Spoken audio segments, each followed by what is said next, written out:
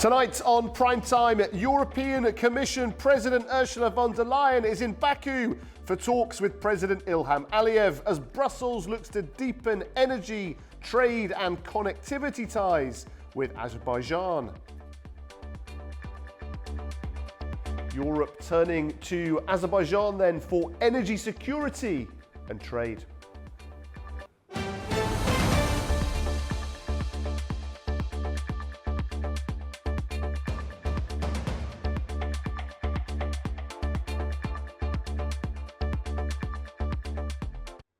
Good evening. Azerbaijan's President Ilham Aliyev and European Commission President Ursula von der Leyen held talks in Baku, focusing on connectivity, trade, energy cooperation and the regional peace process.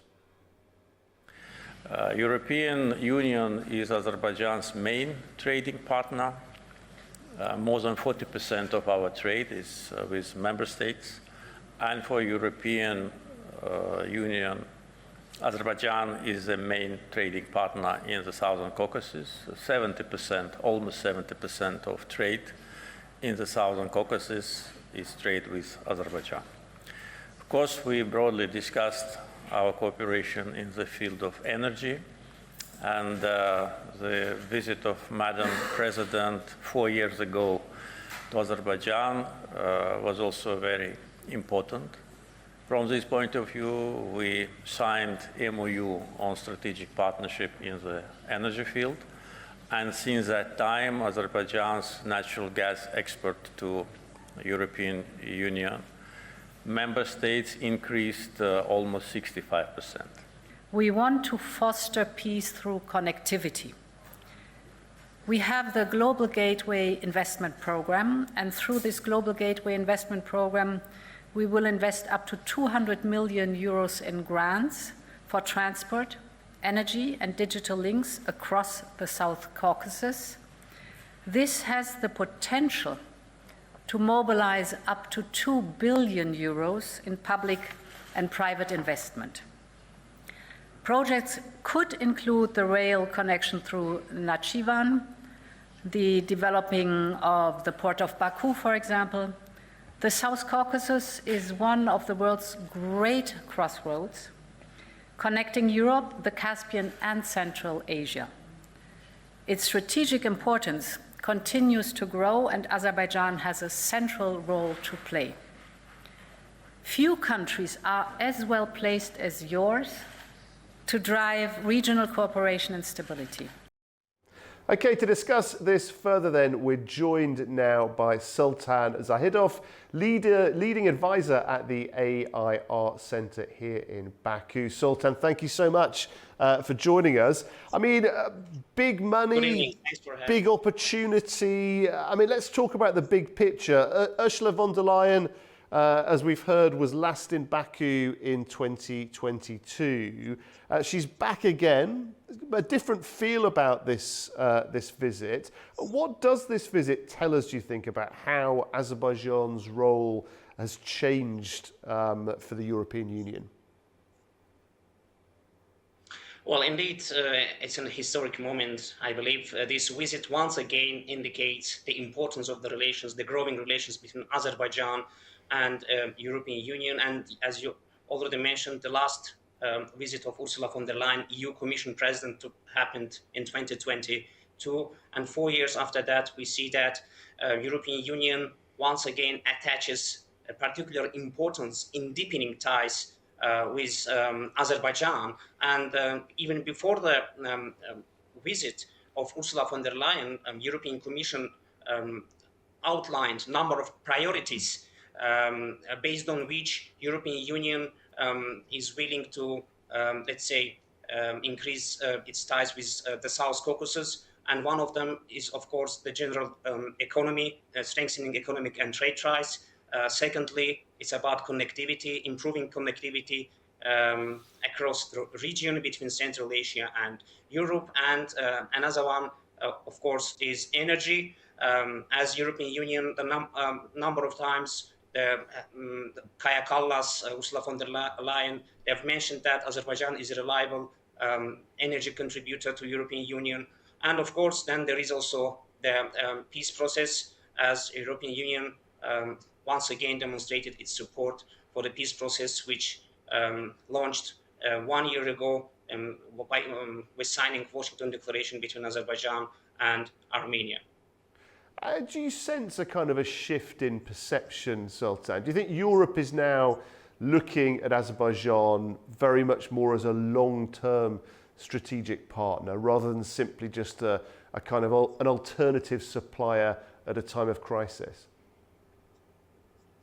Well, indeed, because first of all, speaking about the general economic relations, European Union is first of all number one foreign energy partner for Azerbaijan. And if you look at the numbers of the 2025, European Union amounted for about 43% of the total foreign trade of Azerbaijan. But at the same time, Azerbaijan is the number one main trading partner of the European Union, the South Caucasus region, which amounts to the 70% of EU's foreign trade. So these numbers shows about the growing ties in the in trade and economic relations between Azerbaijan and the European Union.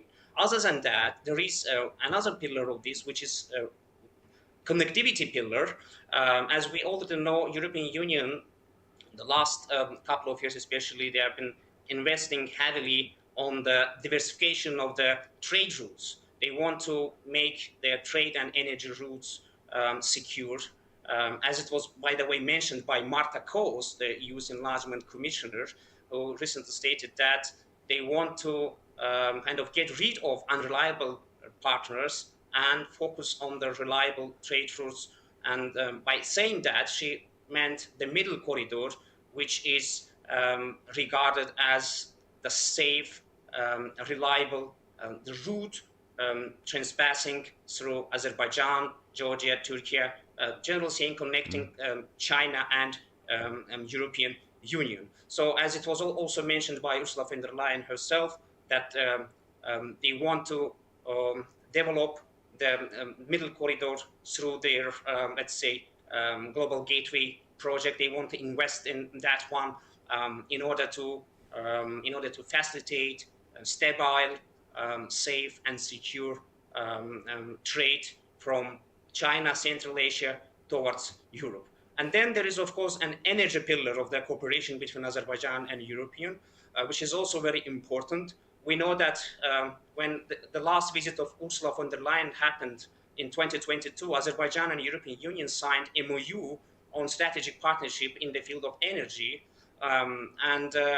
With that one, Azerbaijan was committed to expand the energy supplies to European Union for 20 billion cubic meters by 2027.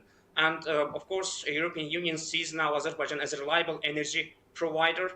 As Azerbaijan, we know that exports gas to 16 countries, and 10 of them are European Union members. So this is a huge number, and there is a possibility that this visit will further elevate the relationship between Azerbaijan and European Union in the sphere of energy, and there is a possibility that the more countries will get energy supplies from Azerbaijan in the future. Yeah, as you say, transport and connectivity, the strategic and geopolitical location of Azerbaijan, all mentioned, all high on the agenda, especially the middle corridor, as you rightly say, becoming now much more part of the conversation. How central is Azerbaijan to Europe's effort now to build more secure routes, do you think, between Central Asia and the South Caucasus, Turkey and Europe? Well, I've recently been in Brussels, and I met with some EU officials there, and they always say that we have to look at the map of the Caucasus, especially amid escalation in the Middle East. And if you look at the map, you would see that all the planes are transpassing through the South Caucasus, through Azerbaijan. What does it mean? It means that Azerbaijan is the safest as of today, let's say, route from east to west, and taking into consideration the escalations in the Middle East, taking into consideration the ongoing war in the north, I believe the strategic importance of the middle corridor has further been, let's say, augmented, and European Union sees it, of course, and other, let's say, stakeholders see it as well. Therefore, they want to invest in that one. Their main goal is to make their trade and energy routes secure, and Middle Corridor here represents a great opportunity for that one. It is, by the way, 3,000 kilometers shorter than the Northern Corridor, and it is much more secure and safer than the other routes as of today.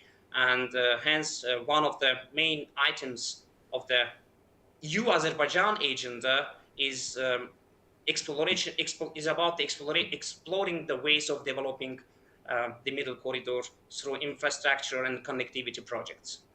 Sultan, on visits like this, as we all know, diplomats and advisors always pore over the detail, make sure that every aspect of it is precisely right. I mean, the trip has come from Brussels to Baku and then on to Armenia. With the peace process still central to the region's future, do you think we should read anything into that sequence diplomatically? Well, indeed, peace is key in terms of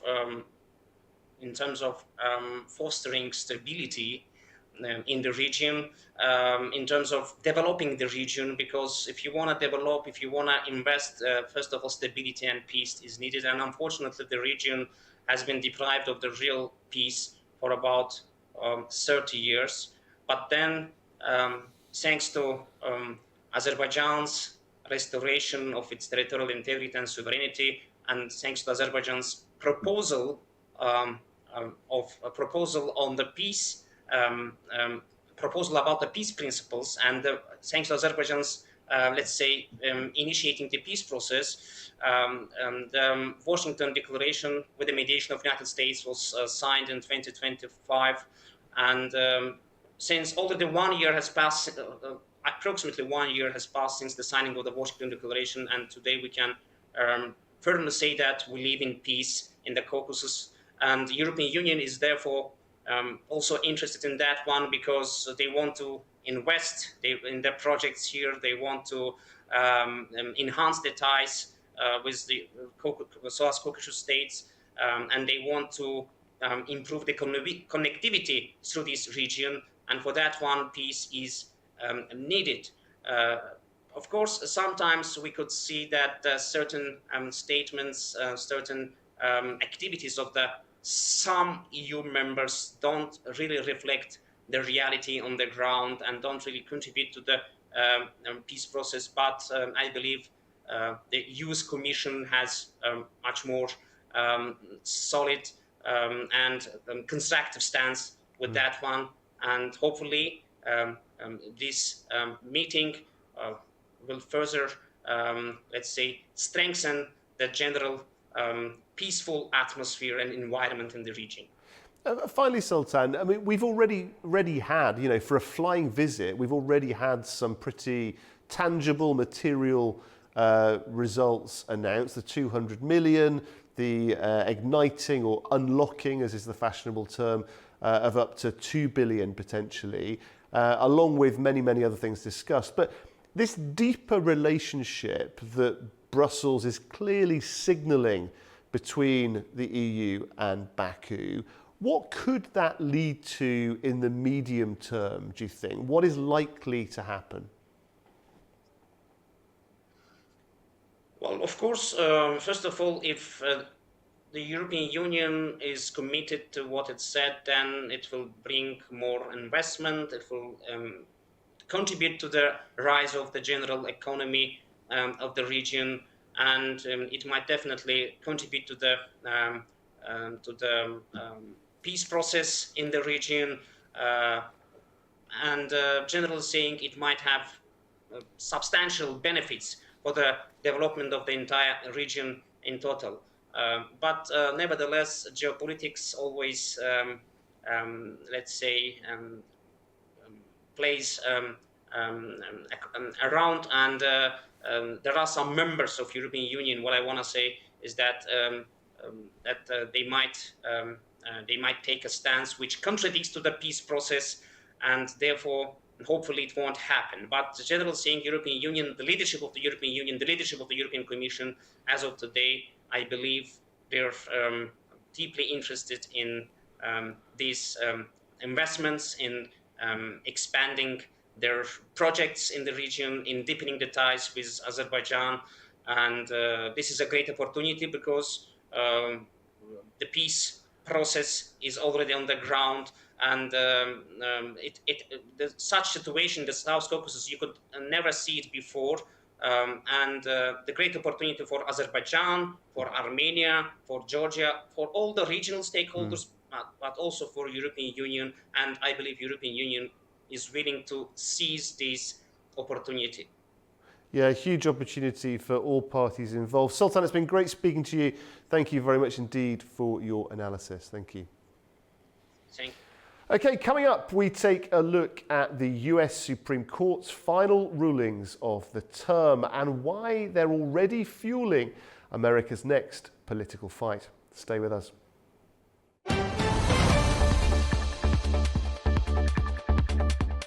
Welcome back. You're watching Primetime. Now, the US Supreme Court has wrapped up its term with rulings that could reshape some of America's most divisive political battles. From citizenship and gender rights to campaign cash and gun laws, the decisions are already setting the stage for the next fight in Washington. The US Supreme Court ended its 9-month term with a series of major rulings on immigration, transgender rights, campaign finance and gun laws. In a significant defeat for President Donald Trump, the court rejected his attempt to restrict birthright citizenship. The justices said the move violated the 14th Amendment, which grants citizenship to nearly anyone born in the United States, with limited exceptions such as children of foreign diplomats. The issue was a key part of Trump's immigration agenda. He had signed an executive order on birthright citizenship on his first day back in office. After the ruling, Trump urged Congress to pass legislation ending the practice. The court also allowed states to maintain bans on transgender athletes in women's and girls' school sports. The decision backed laws in West Virginia and Idaho that classify school sports teams according to biological sex. The court found the measures did not violate Title IX, the federal civil rights law barring sex discrimination in education. In another major decision, the justices struck down federal limits on coordinated campaign spending between political parties and candidates. The Conservative majority said the caps violated First Amendment free speech protections. The court's term also included rulings on presidential power, immigration, voting rights and gun regulations. The next Supreme Court term begins in October. Okay, to take us through what the Supreme Court decided, we're joined now in the studio by our very own Katie Wilson. Katie, thank you very much indeed for joining us. A lot going on here, isn't there? Let's start with this birthright citizenship, can't even say it, citizenship ruling. What exactly did the Supreme Court decide on that issue? So the Supreme Court has decided that babies born in the US have a constitutional right to citizenship, and that's rejecting President Trump's bid to end the policy that's gone on for about 150 years. And it actually got pretty comfortably rejected. It was a 6-3 decision, and the Chief Justice, John Roberts, ruled that children born in the US to parents unlawfully or temporarily present are citizens at birth under the 14th Amendment. President Trump had sought to limit that right through an executive order, arguing that the children of undocumented immigrants and some temporary visitors were not eligible for this birthright citizenship. And this ruling is obviously a major setback for Trump's immigration agenda, and it's been welcomed, of course, by civil rights groups. Now, just some context to this whole principle. So for nearly 160 years, the 14th Amendment of the US Constitution has established the principle that anyone born in the country is a US citizen, and later US Supreme Court rulings have confirmed this. And this was originally passed in the aftermath of the US Civil War. And the original intention was for recently freed slaves, and it read that all persons born or naturalized and subject to the jurisdiction thereof are citizens of the United States. And the Trump argument was that children of undocumented migrants or temporary visitors are not subject to the jurisdiction thereof, so therefore the 14th Amendment doesn't apply to them. But even Trump's nominees to the Supreme Court shut that argument down. So a big part, as you say, a big part of Trump's immigration agenda, this, wasn't it? I mean, what's he thinking? What's driving it? What is it fundamentally that he wants to change, and why did the court reject it so vociferously, do you think? Well, birthright citizenship isn't the norm normally, and we have seen countries that have got this policy tightening it or restricting it. The US is about one of 30 countries, mostly in the Americas, that grant automatic citizenship to anyone born in the country. Obviously, as we know, in Europe and in Asia, and also in parts of Africa, they adhere to the right of blood principle, where children inherit nationality from their parents regardless of their birthplace. And I think it's important to understand why the Americas have this, and it is mainly in the Americas that we've got this policy. So generally the countries that have this, they're former colonies, and they've been building a nation state from a former colony. So it's about state building goals and also making the new country governable. And in the US specifically, the 14th Amendment was adopted to address the legal status of freed slaves so that they weren't left stateless. But equally, you've got indigenous populations that you want to ensure aren't left behind. Yes. So, and also for many years across US history, this was to encourage immigration from Europe. Many Europeans came via Ellis Island. So it's only in recent years that we've seen countries revising these citizenship laws, tightening or revoking birthright citizenship. And it's generally due to concerns over immigration or so-called birth tourism, where people might visit a country in order to give birth there so that their child automatically becomes a citizen of that country. And that's sort of Trump's argument. He says it creates a magnet for illegal entry into the US and violates the original meaning of the 14th Amendment. And what he means there is that this was introduced to prevent statelessness for people that weren't connected to another country. So the argument is that these people are generally connected to other countries. And Trump called the existing policy a disgrace, and Vice President J.D. Vance previously described it as the dumbest immigration policy in the world, so eloquently put there. But the Supreme Court disagreed, and they said citizenship then and now is about the right to have rights. And it's estimated that 255,000 children are born in the US every year to non-citizen parents. That includes Secretary of State Marco Rubio, FBI Director Kash Patel, and Second Lady Usha Vance. They all inherited birthright citizenship from non-citizen parents. So if this law had have actually changed, it would have been high impact, far-reaching. Hundreds and thousands of people would have been affected. Is there another area where there are strong views on both sides, the transgender ruling? Just tell us a little bit more about that. Yes, so the US Supreme Court, they've ruled that states can ban transgender women from competing in female school and college sports. And President Trump has been celebrating this decision. This is a one that has gone his way. In a social media post, he said it was a big win. Now, the court was considering cases from students in 2 different states who challenged bans on participation. So in Idaho and in West Virginia, they enacted laws that required public school and college sports teams to compete in accordance with their sex assigned at birth. And one of the 2 challenges said the ban violates equal rights protections in the US Constitution, and the other said it contradicted civil rights laws. Now, more than 24 states have enacted bans since Idaho did so in 2020. And under those state bans, a transgender woman, that's generally a biological male who identifies as a woman, they say they're not permitted to compete in female sports at schools and colleges. Supporters of the ban are arguing that transgender women have a biological advantage over athletes who were recorded female at birth. But all 9 justices on the court decided the state bans don't violate a civil rights law.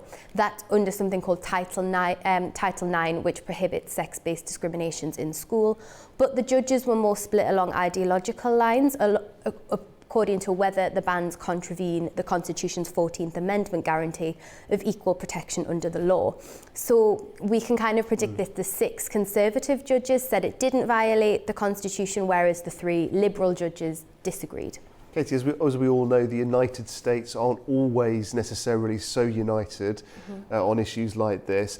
Tell us a bit more about the states at the centre of this, and also what the lower courts had to say. So we'll start with Idaho. So the challenge launched there was from a transgender woman. She's a long-distance runner who lodged it shortly after the law was enacted. And she was later granted an injunction by both a district court and an appeals court. Now, the state lawmaker Barbara Earhart, who introduced the law, she said it would ensure boys and men were not able to take the place of girls and women in sports because it's not fair. But in the appeals ruling, a panel of 3 judges found that the Idaho law violated constitutional rights. They said the state had failed to provide evidence that its ban protects sex equality and opportunity for women athletes. But of course, the Supreme Court has now upheld Idaho's original law. The plaintiff in West Virginia was 16-year-old Becky Pepper Jackson, who challenged the state ban on equal protection grounds. So West Virginia's Attorney General has reacted to the Supreme Court's ruling and said it was a victory for common sense and would give all states the clarity and confidence to ensure fairness and safety for female athletes. The Human Rights Campaign, who advocates for the LGBTQ+ community, they've criticised the decision, and they said it forces transgender athletes to sit on the sidelines simply for who they are. And remember, we're talking about school sports here, college sports, not, elite level Olympic things where you have to ensure fairness. They say it's about inclusion. Very interesting indeed. I mean, as we've already discussed, this is the end of the Supreme Court's term. This obviously has captured the attention, but it isn't the only ruling, is it? Yes, so they've wrapped up their late June session and they've handed down several historic decisions, obviously not just that striking down Trump's order on birthright citizenship and upholding bans on transgender athletes in female sport and schools, but there's been some other rulings that have concluded the term. So one on campaign finance, the court struck down limits on how much political parties can directly spend on candidates. Obviously, that's going to be a big boost for the Republican Party's financial advantage ahead of the midterms. Another on executive power, which is quite interesting. So the court ruled that the president has the authority to replace the heads of independent federal agencies. Now, that's overturning a 100-year ruling affecting Roosevelt. It goes back as far as that. And they say this is the only way they can be accountable to the president. In a lot of the rulings, the court's judges have divided into familiar groupings. So all 6 of the Conservative judges, 3 of whom were appointed by Trump, they found in favour of the president when this law is concerned, and 3 of the Liberal judges that were appointed by Democrats, they didn't. But this decision on the executive power is going to give Trump and all future presidents broad power to remove and replace regulators from dozens of key agencies if they disagree with them. So that one about the powers of the president has gotten a lot of media attention, as I'm sure you've noticed. But there were some other rulings where the judges have drawn the line. So this was when it came to Trump's efforts to remove a member of the Federal Reserve Board of Governors. So this was a narrower 5-4 ruling, but 2 Conservatives, Chief Justice John Roberts and Brett Kavanaugh, joined the 3 Liberals in blocking Trump's attempts to remove Lisa Cook from the central bank's board. And if that wasn't enough of a setback for the president, another court decision on Monday on whether federal law prohibits states from counting in-mail ballots postmarked by election day but received just after, that has also gone against the president. And in that case, the 3 Liberal judges were joined by Roberts as well as Trump appointee Amy Coney Barrett, who she penned the majority opinion as well, and she dismissed Trump's allegation that mail-in balloting is susceptible to election fraud and indicated that this was an issue best resolved through the democratic process. So I think what we can take from this whole set of rulings is that the president has won sweeping new powers, but when it comes to 2 of the big policy goals like lower interest rate and election reform, the court majority was not actually his friend. And I think there is some indication that Trump isn't always going to get what he wants, and the 3 Liberal judges actually might have a few unexpected allies among the 6 Conservative judges on the High Court. Very interesting indeed. Katie, thank you very much for taking us through that in so much detail. Thank you. Thank you. Okay, after the break, Andy Mioch has all the latest business news for us, so don't go away.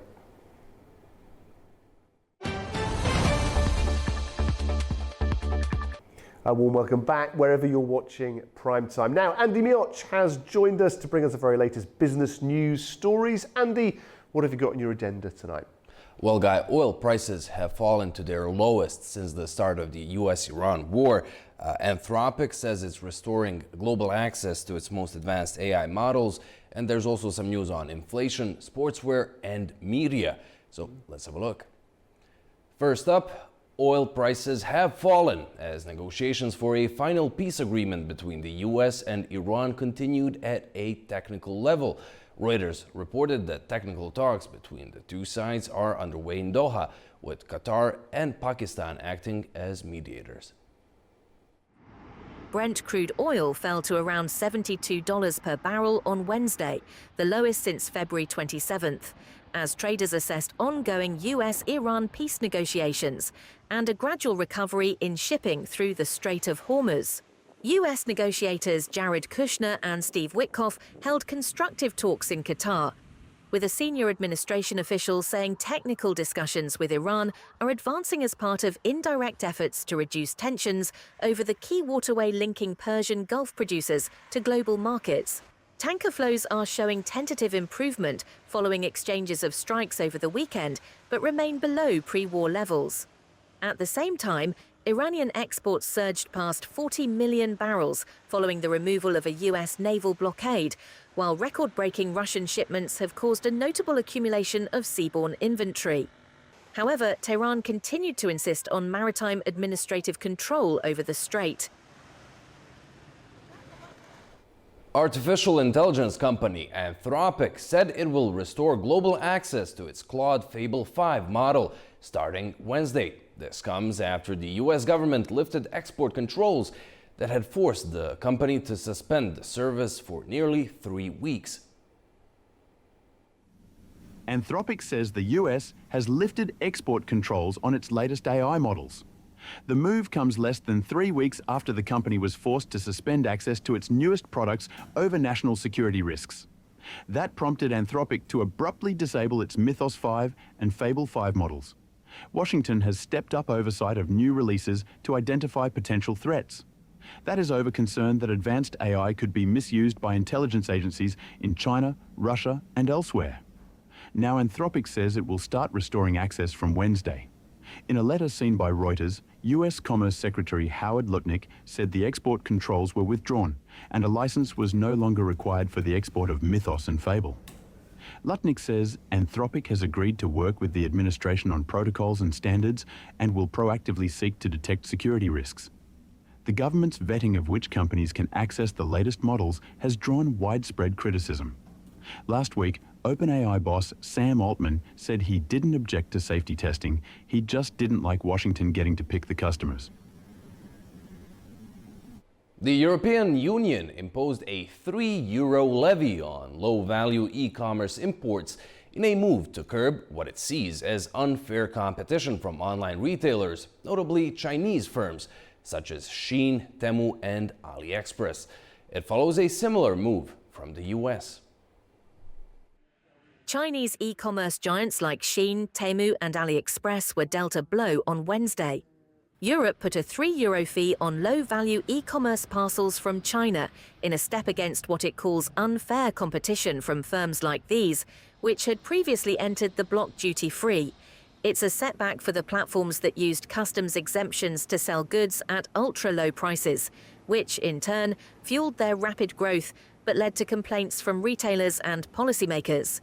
The US, their biggest market, ended its de minimis exemption for imports from China in May and exemption for all imports at the end of August. Europe's fees are dependent on different customs classifications in a shipment.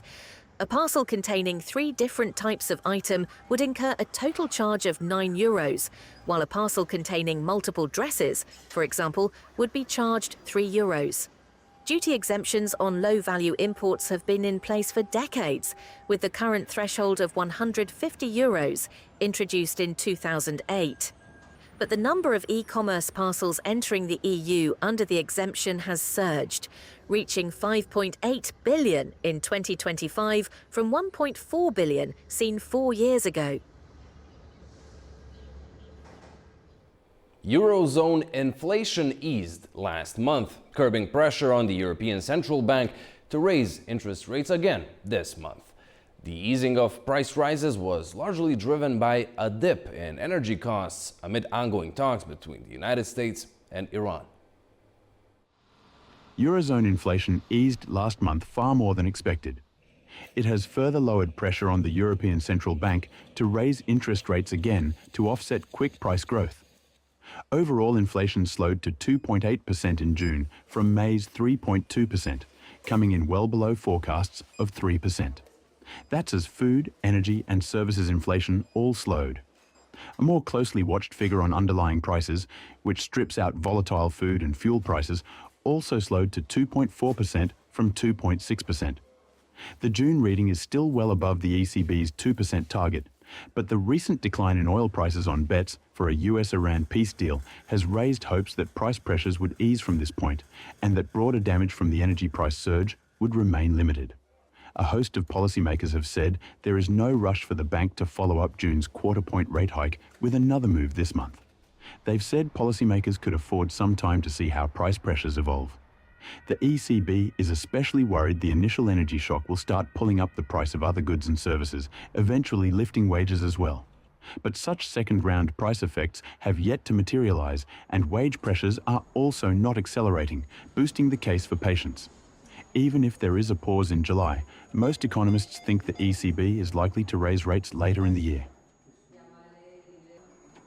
In the world of sportswear, Nike's turnaround efforts showed signs of progress as it reported quarterly results that largely topped Wall Street expectations, although sales in China continued to decline. Nike signaled on Tuesday that CEO Elliott Hill's turnaround strategy still faces significant obstacles amid persistent weakness in China. Despite beating expectations, its fourth quarter results included a 1% decline in revenue and a 17% drop in sales in China. The region continues to struggle with weak product assortments and market share losses to domestic rivals such as Anta and Li-Ning. Nike also projected further revenue declines through the first half of fiscal 2027 as it continues to grapple with elevated inventory levels that have hindered its recovery. Executives also warned that consumer demand remains under pressure globally, particularly in the sportswear segment. Shares in the sportswear giant fell roughly 4% in extended trading on Tuesday before recouping some of the losses. The company's stock has fallen 35% so far this year. Despite the challenges, Nike pointed to early signs of progress, including improved demand for its football products and a 3% revenue rise in North America, its largest market. And finally, in the media industry, Comcast is planning to split itself into two publicly traded companies. One focused on media that would include NBC Universal and Sky, and the other focused on broadband and wireless services. Comcast said its board and management team think each company will be better off as independent entities. Comcast will split into two publicly traded companies through a spin-off of NBC Universal and Sky, separating its cash-generating broadband arm from a media and entertainment business under pressure from streaming rivals and industry consolidation. The latest US media industry shakeup follows years of cord-cutting as legacy players chase scale to better compete with Netflix, while Paramount Skydance's $110 billion deal for Warner Bros. Discovery is set to boost competition. Comcast, which leans on cable for much of its cash flow, is also losing broadband customers to fixed wireless offerings from T-Mobile and Verizon, and to fiber rivals building out networks. The split, expected to be completed in about a year, will create one company anchored by Comcast's cable, wireless and business services arm, and another built around Universal theme parks, film and TV studios, NBC, Peacock, and the European media business Sky. Comcast shareholders will own stock in both companies after the deal closes. The company will keep a stake of as much as 19.9% in NBC Universal for up to a year following the spin-off, which it plans to monetize over time. And that'll be all in the business brief for tonight. Handing it back to you, Guy. 2 smaller companies preferred over 1 big one. Very interesting stuff, Andy. As always, thank you very much indeed. Okay, after the break, we'll take a closer look at Lebanon's post-war track as Iran says a new committee with the United States and Lebanon could oversee the end of the conflict. We'll be right back. Welcome back. You're watching Primetime. Now, Lebanon is advancing post-war efforts after Iran's top negotiator said Iran, the United States and Lebanon have agreed to establish a committee to oversee the end of the war in Lebanon. Now, the developments come as Lebanon's social affairs minister says around 400,000 displaced people have returned to southern Lebanon following a lull in the 4-month conflict between Israel and Hezbollah. Meanwhile, during a visit to what Israel describes as a security zone inside southern Lebanon, Israeli Prime Minister Benjamin Netanyahu said Israeli troops will remain there as long as Hezbollah poses a threat. Because we achieved, thanks to your action here, Lebanon recognizes Israel. Israel recognizes Lebanon. And we are saying to both Iran and Hezbollah, get out of here. You have nothing to do here. There are 2 states, sovereignty, wanting to make peace between them, wanting to truly restore a reality of security and prosperity to the residents of the north and also to the residents of Lebanon. You need to leave. This is a slap in the face, a punch in the face of the Iranian axis, and it will not necessarily pass quietly. We are very proud of what we have achieved thanks to your courageous action and the decisions we have made. Our insistence is that we will not leave southern Lebanon until the threat is eliminated, and as long as Hezbollah, armed, is here, threatening us, we will stay here. Okay, to discuss the latest developments in Lebanon, we're now joined by Baria Amar Conti, the journalist and columnist from Beirut. Baria, thank you very much indeed for joining us. Great to have you with us. Let's start with this committee then, involving Iran, the United States and Lebanon. What do we actually know about it? Well, at this stage, significant ambiguity remains regarding the nature and the work of this committee. What officials and diplomatic sources are describing is not a formal negotiating body between Lebanon and Iran, but rather a parallel diplomatic channel aimed at preventing parties from derailing the implementation of the framework agreement. Given that Iran continues to seek a role as a regional player by leveraging its influence over Hezbollah and mobilizing the militia's weaponry in southern Lebanon against Israel. We know that Tehran is not a part of the framework agreement signed by the Lebanese state and Israel. Therefore, the Lebanese state alone is authorized to negotiate its terms, the terms of this framework agreement, and the state holds the ultimate decision on war and peace. Nonetheless, Iran is trying through Hezbollah to obstruct this agreement's implementation in order to maintain its role as a regional player vis-à-vis Israel and the US.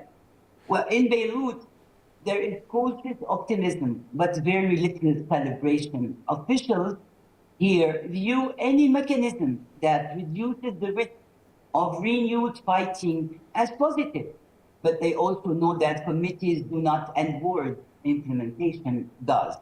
They will test whether this diplomacy translates into sustained calm on the ground, which would be Israeli withdrawal and a credible process for extending Lebanese state authority in the south.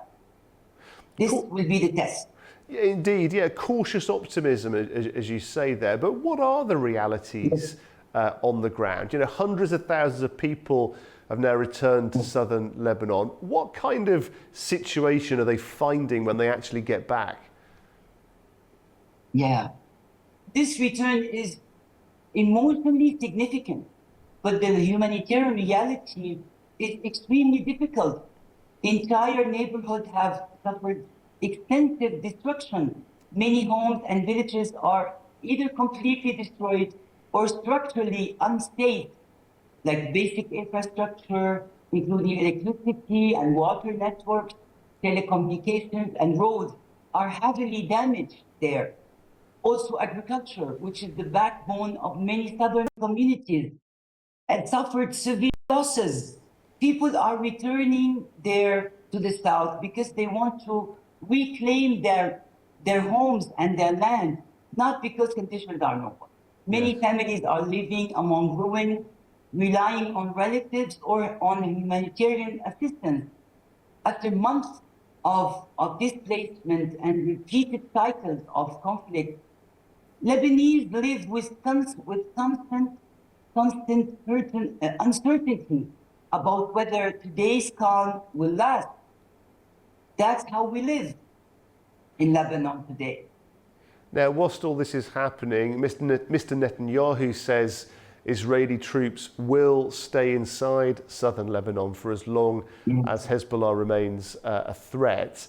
How is that message being received, particularly in Lebanon?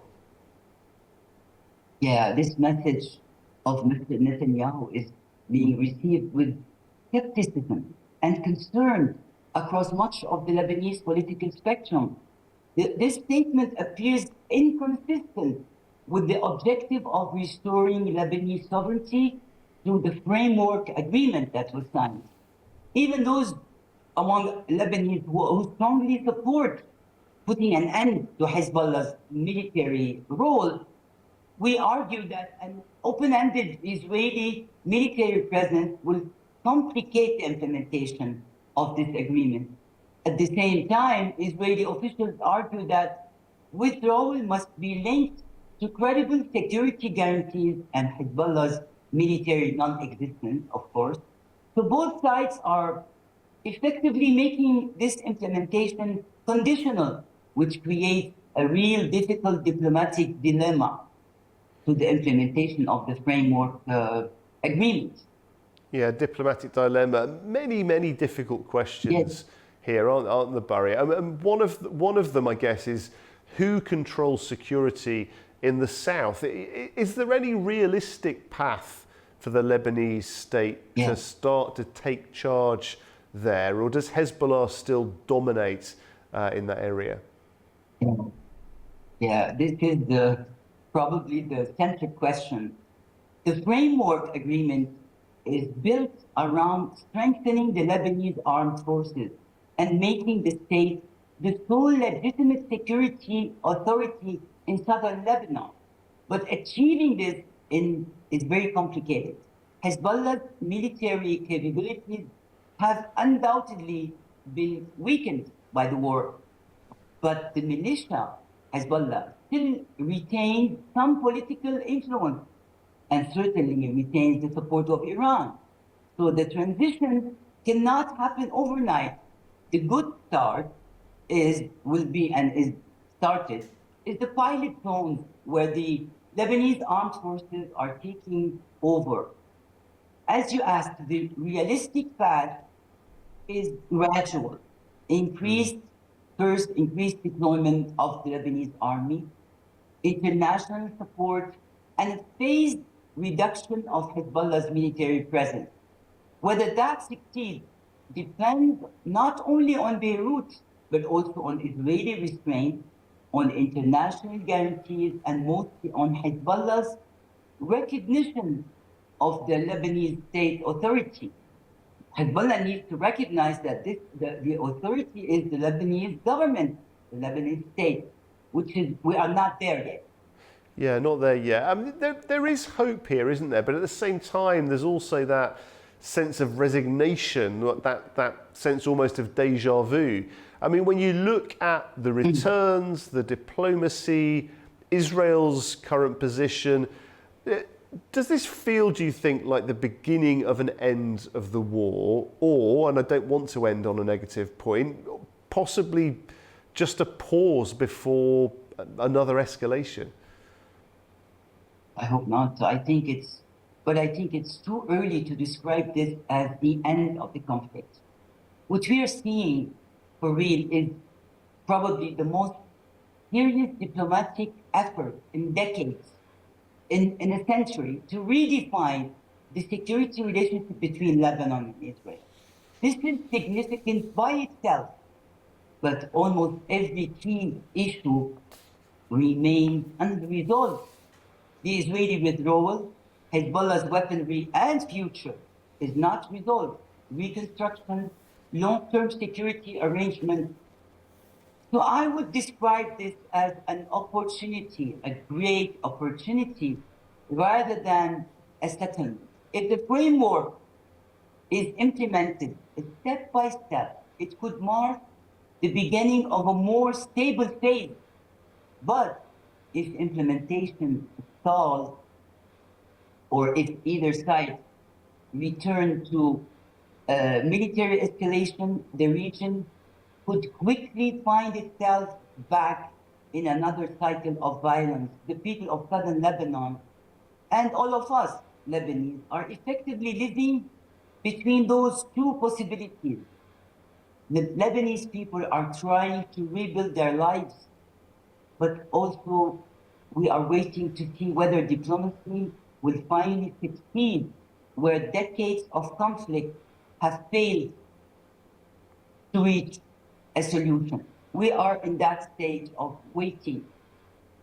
Stage of waiting, yeah, delicately balanced. We thank you very much indeed, Baria, for your analysis. It's been great speaking to you tonight. Thank you. Okay, after the break, we'll look at escalating tensions between Pakistan and Afghanistan as cross-border strikes and sharp condemnations put a fragile ceasefire under pressure. We'll be right back. A warm welcome back. Good to have you with us this evening. Now, tensions between Afghanistan and Pakistan have escalated after Kabul launched rare cross-border strikes, with Islamabad saying it shot down Afghan drones over Balochistan. Now, the flare-up follows deadly Pakistani airstrikes inside Afghanistan as both sides trade accusations over militancy, sovereignty, and border security. Border friction has spiked after Afghanistan launched rare cross-border airstrikes into Pakistan. Islamabad says its military intercepted and downed 4 rudimentary Afghan drones over the southern province of Balochistan. Kabul claims the operation targeted ISIS centers in Saranan and Khyber Pakhtunkhwa. Local officials say 1 drone was downed near a school in Saranan, injuring 2, while a separate strike in Peshawar killed 1 person and wounded 6. Though lacking traditional fighter jets, IESS data shows the Taliban commands a small operational fleet of aircraft and helicopters, alongside an expanding inventory of combat drones. The flare-up follows Pakistani airstrikes on Monday that killed 28 civilians inside Afghanistan, an operation Islamabad defended as retaliation for cross-border terrorism. Pakistan accuses Kabul of harboring militants, a charge the Taliban rejects, calling the insurgency an internal Pakistani crisis. Despite ongoing Chinese mediation, the border conflict has already claimed hundreds of lives this year. Okay, to discuss the latest tensions then between Afghanistan and Pakistan, we're joined now by Mr. Elham Neda, member of the Afghanistan Sociological Association from Germany. Elham, thank you very much indeed for joining us. Great to have you with us tonight on Primetime. Let's start then with this latest escalation. Now, the Taliban government says that it did carry out these strikes along the border with Pakistan. What do we know about what happened, and how serious is this moment, do you think? Thanks for having me again on your show. Let's say that it's not a surprise for everyone, because Pakistan has done a lot of strikes in last year, and we have seen like operations inside Afghanistan, especially in the provinces like Paktika and Kunar. So again, they have a strike again, and they had an airstrike where they killed a lot of civilians, and there are a lot of civilian casualties as well. While one side is saying that we targeted the terrorists and the other side is saying that we have targeted the ISIS, but both sides Taliban and the Pakistan, they're not on the truth side, and they're just like passing the ball to each other just to claim their kind of like esteem in this situation. And I think like it's a flashpoint where it can get more bigger. And right now we can see that Russia is also commenting on these tensions. Yeah, interesting point. Yeah, and as you say, yeah, neither side are giving any ground at all. I mean, Pakistan says it shot down several drones and has warned against further provocation. Is this now becoming a direct military confrontation, do you think? Has it changed in its essential nature, or is it still just a dangerous exchange of warnings, limited strikes? How should we think about what's happening? So let's not forget that Pakistan was the country behind Taliban for the past 2 decades, and they have still the Taliban. They have their families, their businesses running in Pakistan, and they have a lot of economical and political interest in Pakistan as well. The only tension is just because of that, both sides are willing to have and from one side, Taliban are willing to have legitimacy with these kind of actions, and from the other side, Pakistan is willing to have the lobby, because we see that, okay, a lot of countries are willing to invest in Taliban, and a lot of countries are willing to make relationships. So I think like this is not a real conflict, but in any situation, the casualties are civilian from both sides, and the situation is undeniable. It's really critical, but I think it cannot go further this, and I think there won't be a very big kind of like war between two sides. Yeah, okay, that's very interesting. I mean, the United Nations have said that the Pakistani air operations in Afghanistan have killed civilians. We know there have been reports of civilian anger. How much pressure do you think the Taliban authorities are under to try and respond in some way? The Taliban are not able to respond in a very large scale. And from the other end, the European Union, many countries, they have declared that the Pakistan has a right to defend itself. However, it's not defending. However, it's offending and killing a lot of civilian casualties, and having a lot of injuries as well.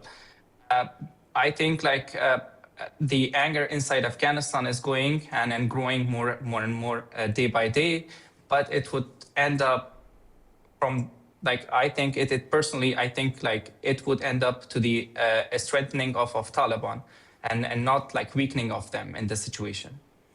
That's interesting. I mean, we're in such a stalemate, aren't we here? You know, such an impasse between these two sides. Both of them accuse each other of initiating cross-border attacks, escalating things. Both of them accuse each other of harbouring militants.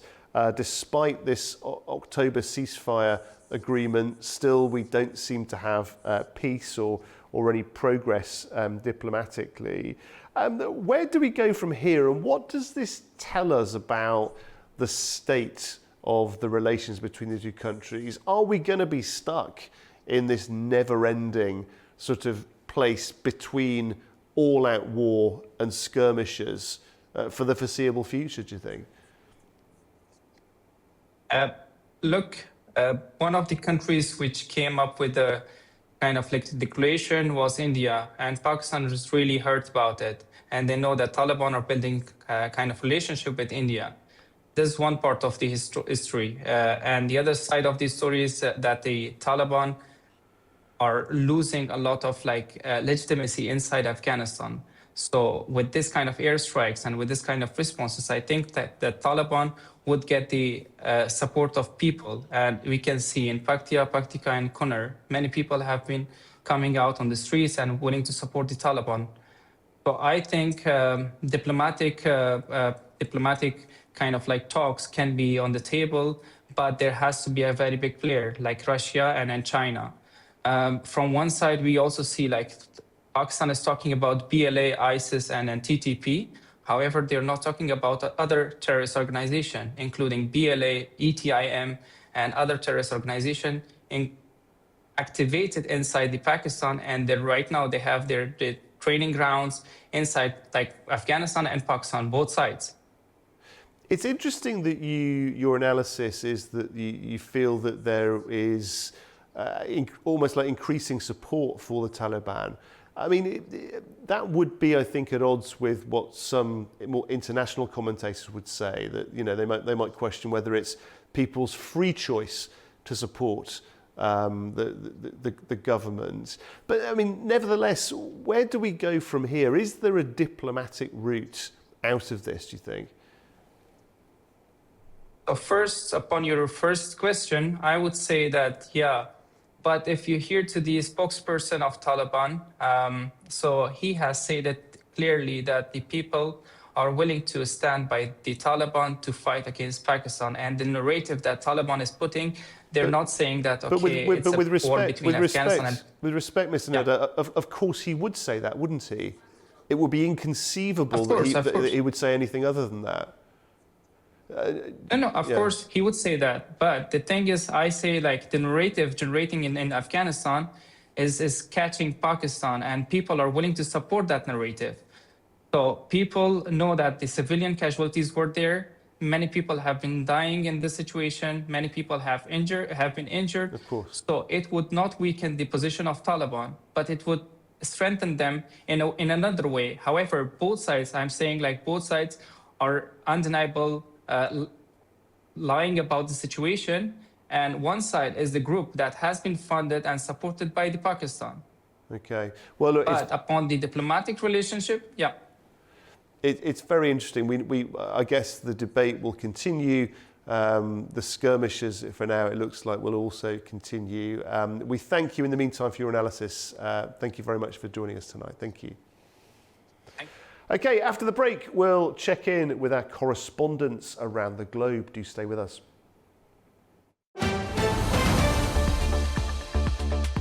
Welcome back. You're watching Primetime.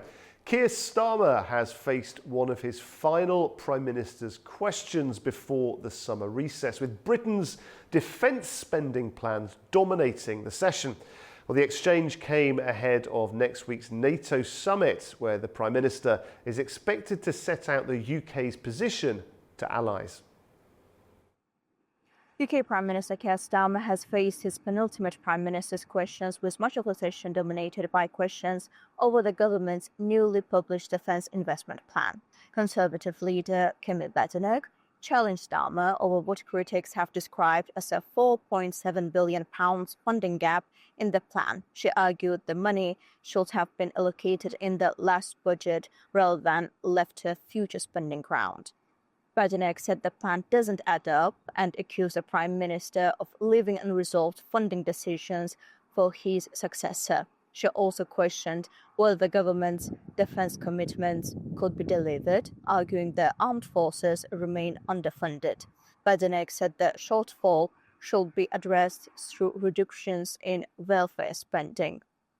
Starmer rejected the criticism, saying the defence investment plan represents the most significant increase in defence spending since the 1980s. He said annual defence spending would rise to almost £80 billion by 2029 and insisted any Labour Prime Minister would stand behind the plan.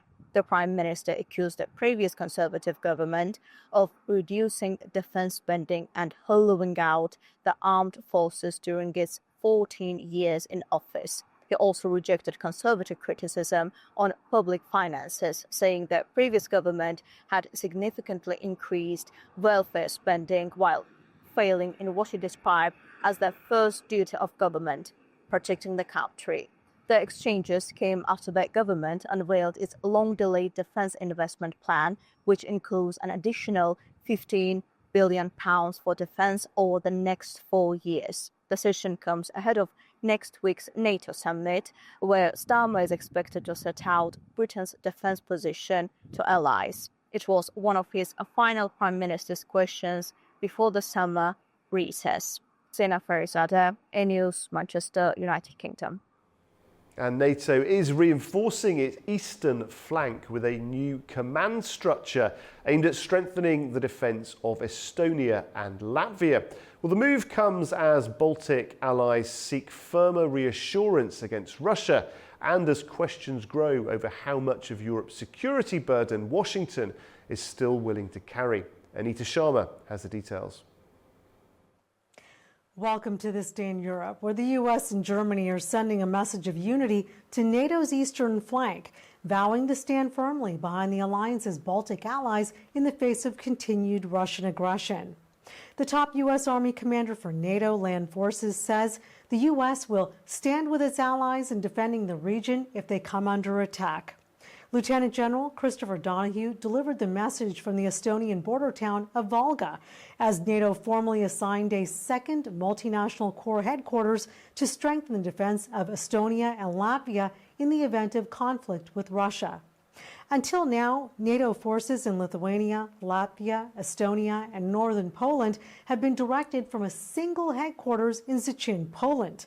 The new command zone will strengthen the alliance's ability to reinforce the Baltics with multinational divisions in Estonia and Latvia now placed under the German-Netherlands Corps in Münster. German Defense Minister Boris Pistorius called the move, quote, a visible and strong demonstration of NATO's unity, readiness, and collective determination to defend every inch of Allied territory. Donahue, who hands over command tomorrow, also praised European allies for stepping up defense spending and turning commitments into action. However, the reassurance comes at a sensitive time. U.S. President Donald Trump has repeatedly demanded that Europe take greater responsibility for its own security, while Washington has begun scaling back some of the military capabilities it makes available to NATO during a crisis. European governments are responding with higher defense spending and larger military commitments, but questions remain over whether Europe can fully replace key U.S. capabilities if the U.S. continues to reduce its role. For Estonia, Latvia, and Lithuania, those questions are especially urgent. The three Baltic states border Russia or its ally Belarus and are widely regarded as NATO's most vulnerable members. NATO has already warned Russia could be capable of launching a major attack on Allied territory as early as 2029, although the Kremlin denies any such intention. For A News, I'm Anita Sharma in Arnhem, Netherlands. Regional investment and connectivity are in focus in Baku as the Black Sea Trade and Development Bank holds its annual meeting and business forum. Well, officials are discussing support for transport corridors, energy projects and small businesses across Azerbaijan and the wider Black Sea region. Narchachek Yahangurli has more. Regional economic cooperation is in focus in Baku as the 28th annual meeting of the Board of Governors of the Black Sea Trade and Development Bank, or BSTDB, takes place alongside a business forum bringing together government officials, business leaders and financial experts from across the Black Sea region.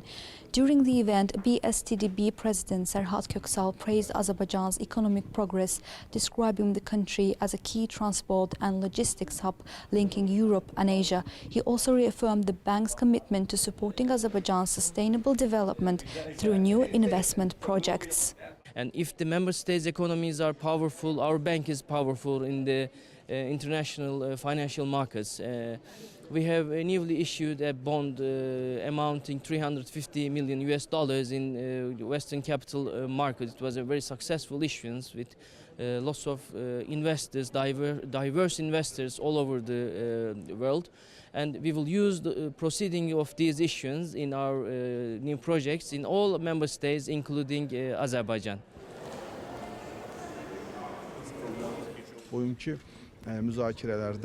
Today's discussions focus on expanding transnational projects in the South Caucasus and the Black Sea region.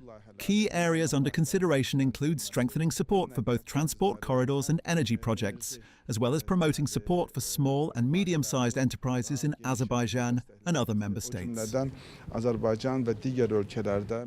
During the annual meeting, the bank's Board of Governors reviewed bank's performance in 2025, approved its financial statements and discussed the Bank's 2026 budget. The Board of Governors also confirmed that Bulgaria will chair the 29th annual meeting in 2027. Headquartered in Thessaloniki, Greece, the Black Sea Trade and Development Bank is a development finance institution of the Organization of the Black Sea Economic Cooperation. It supports public and private sector projects across its 11 member states through loans, credit lines, guarantees, investments and trade finance. Narchik Jahangirli, Avaz Hajiev, A News. Georgia and Armenia are deepening law enforcement ties with regional security and crime prevention topping talks in Yerevan. Our very own Nini Niklishvili has more. Regional security and cooperation in tackling crime were the main topics of discussion between Georgia's Minister of Internal Affairs, Sulkhan Tamazashvili, and his counterpart, Arpin Sargsyan, in Armenia on Tuesday. Tamazashvili also separately met with Armenian Prime Minister Nikol Pashinyan. The official visit began with a formal welcoming ceremony at the Armenian Interior Ministry, followed by a wreath-laying tribute to Armenian police officers who died in the line of duty. In their bilateral meeting, Tamazashvili and Sargsyan agreed to deepen cooperation between their law enforcement agencies, focusing on information sharing, joint reforms, and operational police projects. Both ministers stressed the importance of regional peace and stability for the South Caucasus. Tamazashvili later met Pashinyan alongside Georgia's first deputy minister, Roni Meschi, and Minister Sargsyan, where discussions centered on Georgia-Armenia relations and law enforcement cooperation in tackling crime. Regional security was again highlighted as a shared priority. Before departing, Tamazashvili invited Sargsyan to make a return visit to Georgia, signaling continued engagement ahead. The visit follows a meeting just days earlier on the 27th of June between Sargsyan and Gela Geladze, head of Georgia State Security Service, where the two reviewed existing security cooperation and discussed further joint initiatives. Together, the two meetings point to closer coordination between Tbilisi and Yerevan across policing and security structures, a development likely to be watched closely as a marker of stability and cooperation in the South Caucasus. Nini Nikolaishvili, Tbilisi, A News. Iran is preparing for a major week-long funeral procession for the late Supreme Leader Ayatollah Ali Khamenei 4 months after wartime conditions delayed the burial. Well, the ceremonies are expected to draw foreign delegations and millions of mourners in what Tehran is framing as both a national tribute and a show of post-war continuity. Toraj Shiralilu brings us more now from Tehran. Massive preparations are underway in Iran to pay tribute to the late Supreme Leader Ayatollah Sayyid Ali Khamenei, killed by Israeli US air raids in February. His funeral was postponed for 4 months because of wartime conditions, which lasted 40 days. Foreign Minister Abbas Araghchi confirmed that the procession of the body will be held in neighboring Iraq as well. In a post on the social platform X, he wrote that, like Iran, Iraq is preparing for a mass funeral for Grand Ayatollah Khamenei, an event that will undoubtedly be remembered by history and further strengthen the bonds between our two nations. The procession will start on Saturday, the 4th of July, and will last for a week. It will be held in multiple cities, mainly in the capital Tehran and the religious cities of Qom and Mashhad, where he will be laid to rest. In addition to 1 day of nationwide public holiday next Monday, it was announced that there will be 2 days of holidays in Tehran over the weekend and 2 days of holidays in Qom and Mashhad to host millions of mourners. Also, there will be restrictions on domestic and international flights, reportedly for logistic reasons, and entrance to Tehran by car will be limited to parking lots at the city's border districts.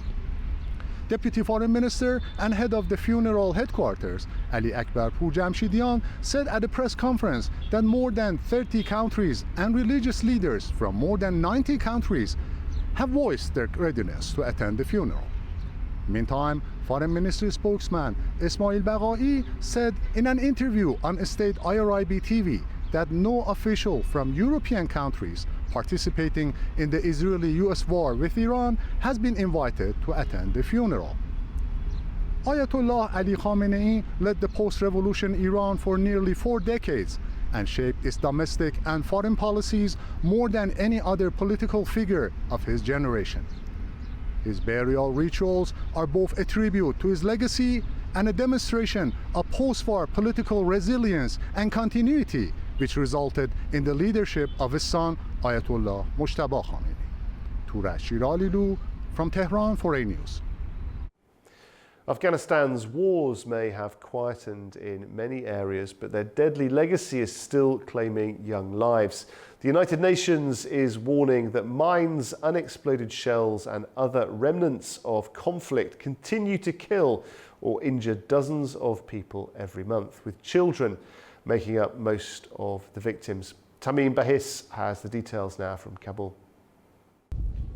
United Nations Office for the Coordination of Humanitarian Affairs has raised fresh concern over the continuing danger of unexploded ordnance in Afghanistan. According to the UN agency, around 80% of victims in the country are children. OCHA says around 50 people are killed or injured every month in explosions caused by mines, unexploded shells and other remnants of war. Afghanistan remains contaminated with explosive devices after decades of conflict. Many of these devices are found in areas where families live, children play, people farm, or returnees try to rebuild their lives. Children are especially at risk as they may mistake unexploded devices for ordinary objects or encounter them while collecting scrap metal or moving through contaminated areas. According to a report by Save the Children, 338 girls and boys were killed or maimed last year by these devices. Humanitarian agencies warn that reduced funding could leave more families exposed to deadly hazards, particularly in rural areas and places receiving large numbers of returnees.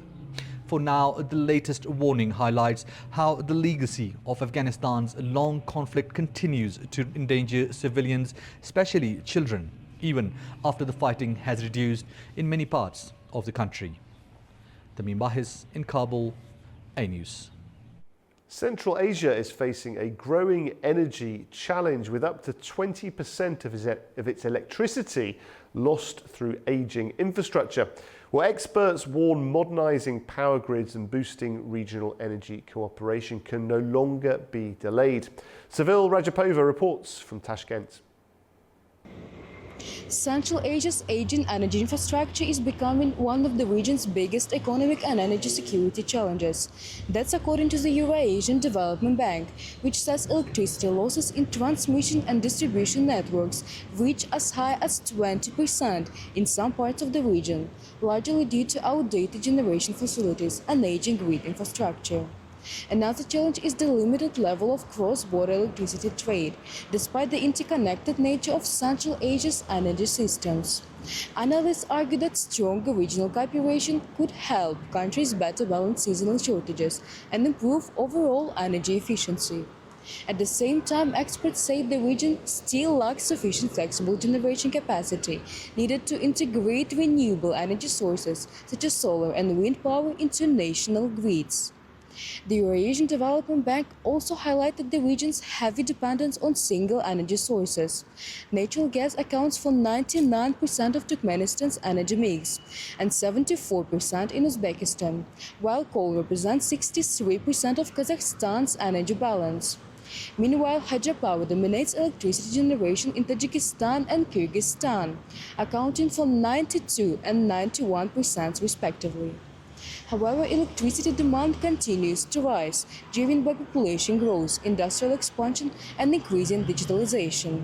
Experts warn that such limited diversification increases both technological and geopolitical risks, making investment in modern infrastructure and a more balanced energy mix increasingly important for ensuring long-term energy security across Central Asia. It is Seville Rajapova reporting from Tashkent, Uzbekistan, A News. China's top diplomat Wang Yi is heading to Northern Europe for talks with Denmark, Sweden, Finland and Norway. Now, the visit comes as Beijing looks to steady ties with European partners amid trade friction, war in Ukraine and wider uncertainty over global alliances. Manor Makdoum has more now from Beijing. China's foreign ministry has confirmed that Foreign Minister Wang Yi will pay official visits to Denmark, Sweden, Finland, and Norway from the 2nd of July until the 8th. Wang will hold separate talks with all 4 foreign ministers to exchange views on bilateral relations and international and regional issues of common concern. The foreign ministry spokesman added that China's relations with the 4 countries have developed steadily in recent years, with fruitful cooperation in green transition, trade and investment, and scientific and technological innovation. He also said that China shares common ground on upholding multilateralism, free trade, and jointly addressing global challenges such as climate change with them. Denmark, Sweden, Finland, and Norway were among the earliest European countries to recognize the People's Republic of China and establish diplomatic relations with Beijing. The Nordic countries have also used channels such as the N5 grouping to communicate with Beijing on key issues, including the Russia-Ukraine war. The visit forms part of Beijing's overall diplomatic outreach to Europe at a time when China is seeking to maintain stable ties with European partners amid ongoing trade tensions and an uncertain global environment. Manu Mafoum, A News, Beijing. Okay, after the break, we'll take a look at more top stories making the headlines today. Don't go away.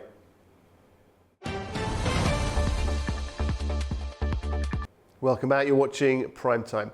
Top US envoys Jared Kushner and Steve Witkoff have arrived in Doha, but Iran says it will not meet with them.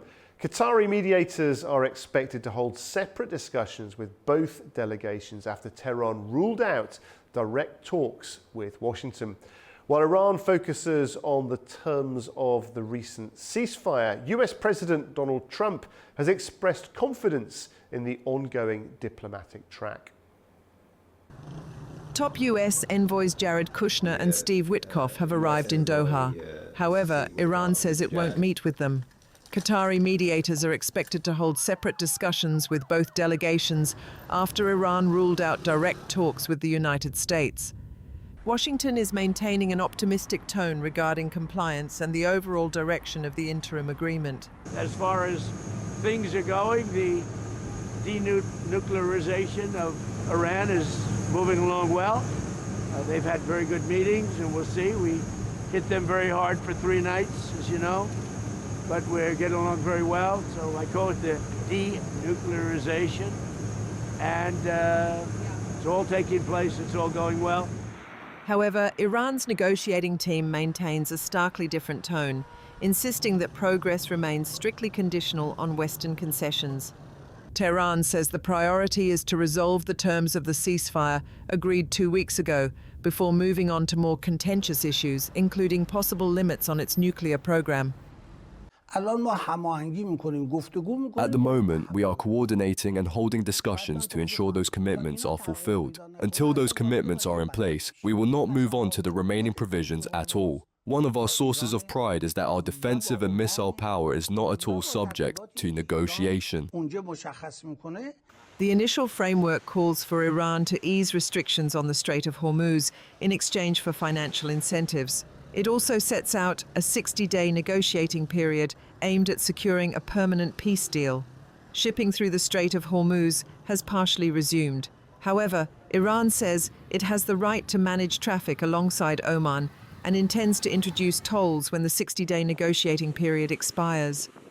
US Vice President J.D. Vance rejected that idea, saying Iran would not be allowed to charge ships using the international waterway.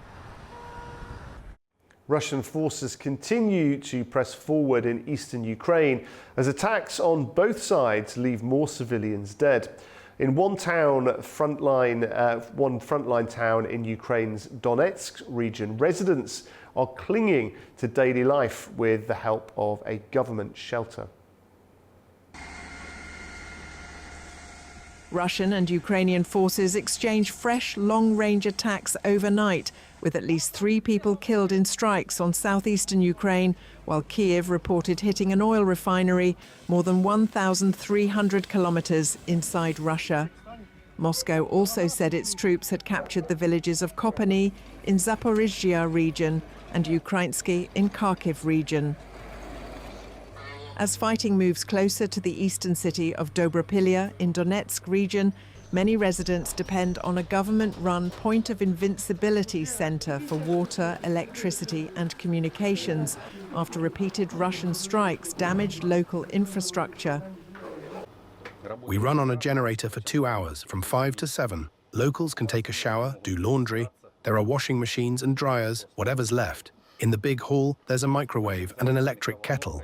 They can also heat up some instant noodles there and have a cup of tea. There's nothing left. In the city, no electricity, no gas. There was a hit nearby. It knocked out Starlink, our mean of having cell service and internet. People were at least checking in to let their families know whether they were alive or not, so their loved ones wouldn't worry. Many who remain say they have nowhere else to go or cannot bring themselves to leave their homes behind despite the growing danger as Russian troops advance. I don't care anymore. I've already lived most of my life. I have nothing left to lose. Nothing scares me. Nothing at all. There's nowhere to go. There's simply nowhere left for us to go. No one is waiting for us anywhere. Ukrainian troops warn that if Dobropilya falls, Russia could gain another route towards the key cities of Kramatorsk and Sloviansk, making the town's struggle increasingly important for the wider battle in the Donetsk region. The United Nations is taking steps to address its growing financial challenges as unpaid contributions put pressure on its operations. A new reform approved by member states aims to give the organisation more flexibility in managing its budget and resources. The United Nations General Assembly has approved a major change to its financial rules. It's ended a decades-old system that required the organisation to return unused funds to member states, even when those funds had never been received. The decision follows recommendations from the General Assembly's Fifth Committee, which handles administrative and budget issues. It comes as the UN faces a severe liquidity crisis, with countries delaying payments of their mandatory contributions and forcing cuts across the organisation, including in peacekeeping operations, staffing and humanitarian assistance. UN Secretary-General Antonio Guterres welcomed the reform, saying the previous system put the organisation's financial stability at risk. Under the new approach, which will be tested for 4 years, the UN will only return unused funds when they are supported by actual cash received. Guterres said the change would help the organisation manage resources in a more predictable way and improve its ability to carry out the mandates given by member states, particularly in peacekeeping. The decision comes after the organisation ended last year with billions of dollars in outstanding payments across its regular budget, peacekeeping operations and international bodies.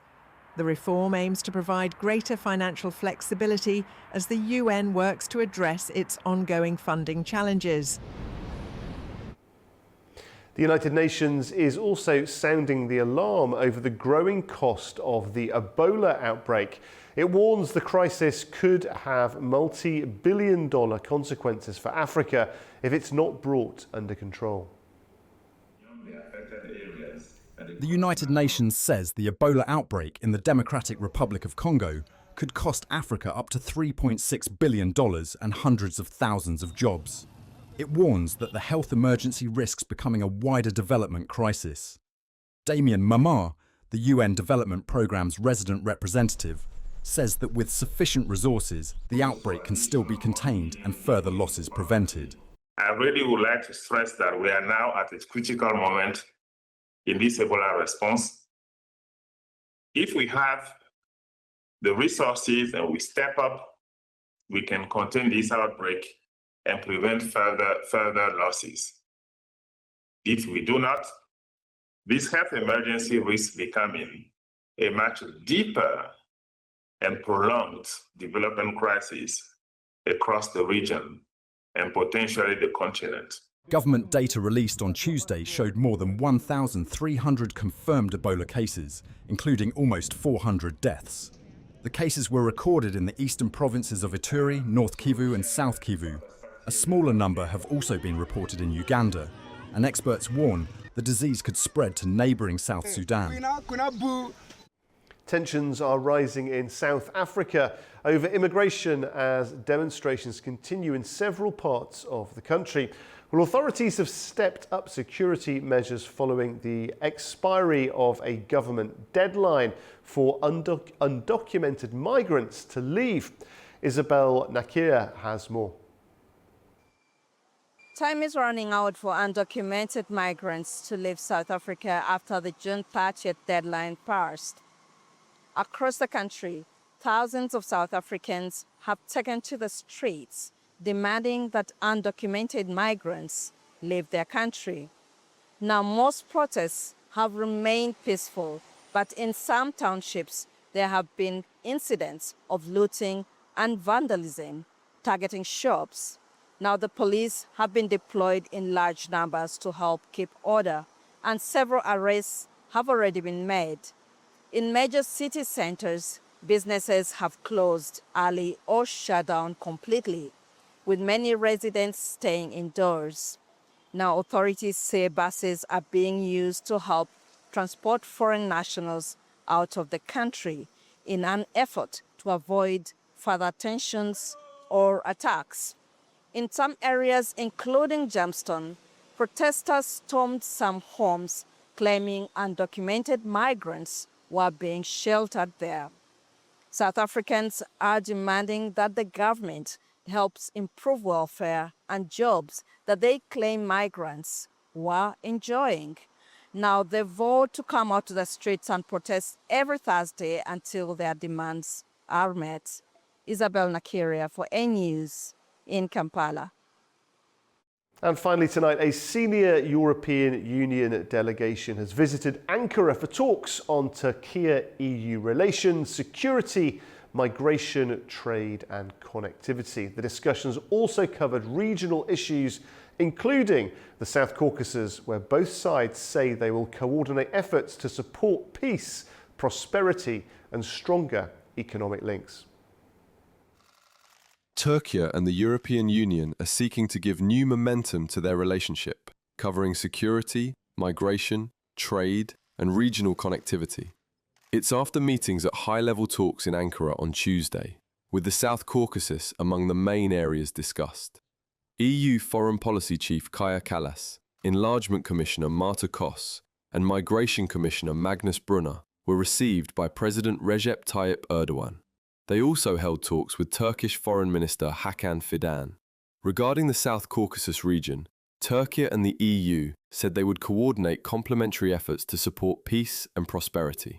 They agreed to work on stronger connectivity, trade and economic links, and support concrete steps towards that goal. Competition between global powers is growing. Businesses are looking for more reliable supply chains. Countries want more options for trade, energy and digital connections. This gives the European Union and Turkey a shared opportunity, a big opportunity. Together, we can help build a region that is better connected, more competitive and less dependent.